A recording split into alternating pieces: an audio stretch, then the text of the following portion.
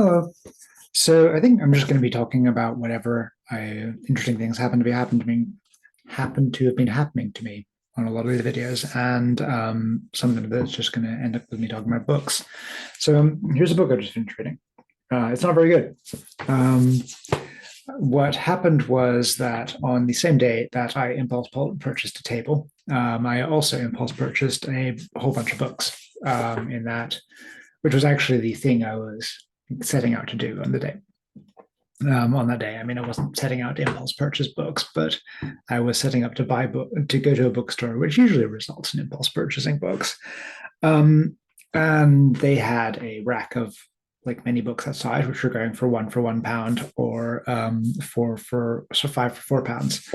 And there was a whole bunch of these out there in this National Geographic series. And so I looked through them and I'm like, okay, these are kind of interesting.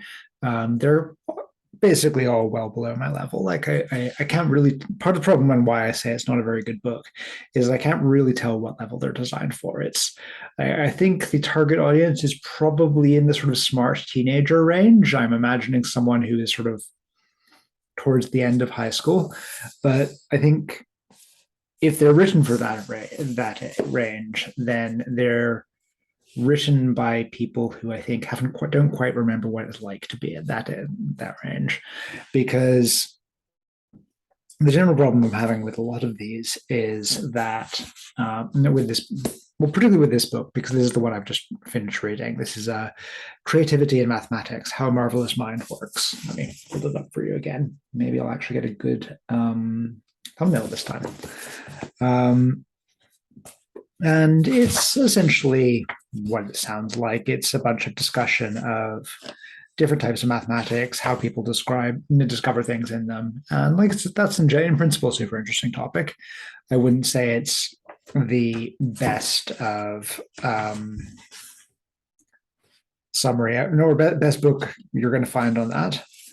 But that's fine. I certainly got some interesting references out of it. I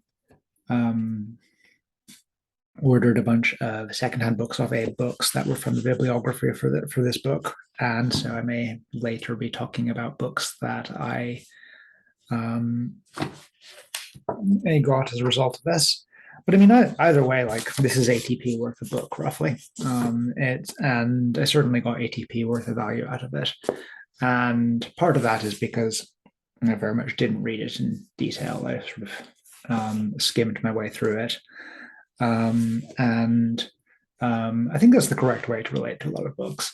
It's like, okay, this isn't a very good book. With apologies to the author. I don't know who the author is. I think they don't actually list authors in this book. Oh, no, they do. This is Michele Alberti, who I don't know anything about him. But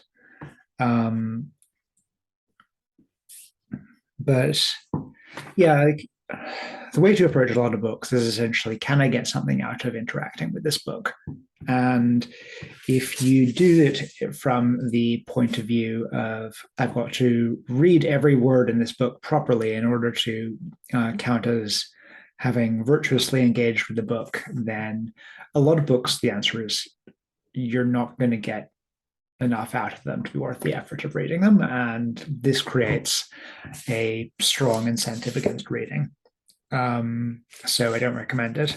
But if you're willing to essentially just skim the boring bits and sort of flick through some interesting things and see what you find, then there's a lot more books you can get things out of.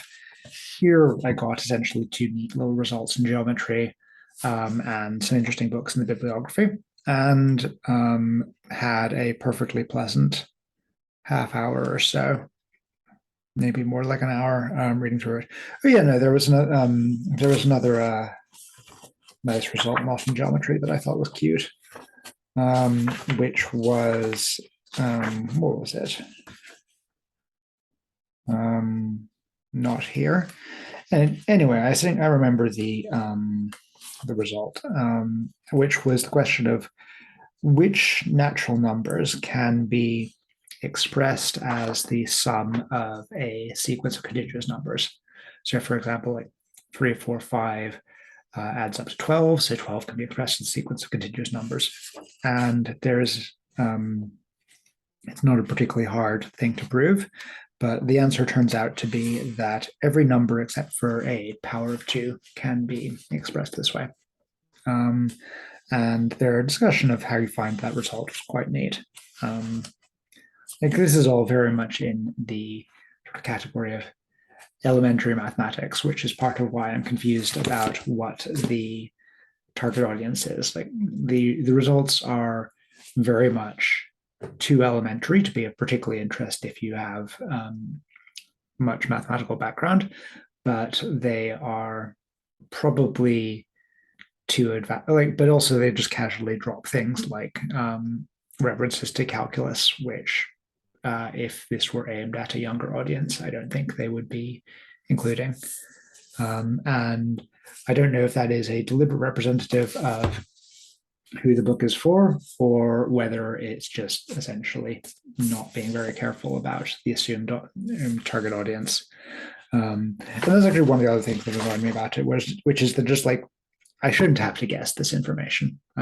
It should just say, like, if you're writing a book about mathematics, where your target audience isn't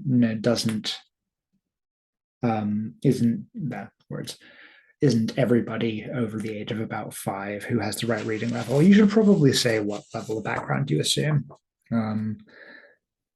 But that's a common complaint I have with books, that they're just not very good at signaling who they're for. And I think part of that is because if they clearly signal that they're not for you, you might not buy them, and then they'll make less money.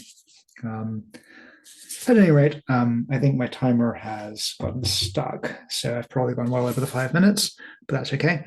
As I say, I certainly got ATP worth of value out of this. I think the actual list price of it is more in the £8 or £9 region, and I wouldn't recommend it for that. And I suspect the combination of that and the uncertain audience is probably why the series never did very well, and why I've never heard of it before. But I'll keep looking through the Rainu books, and I'll let you know if I find anything interesting. Bye for now.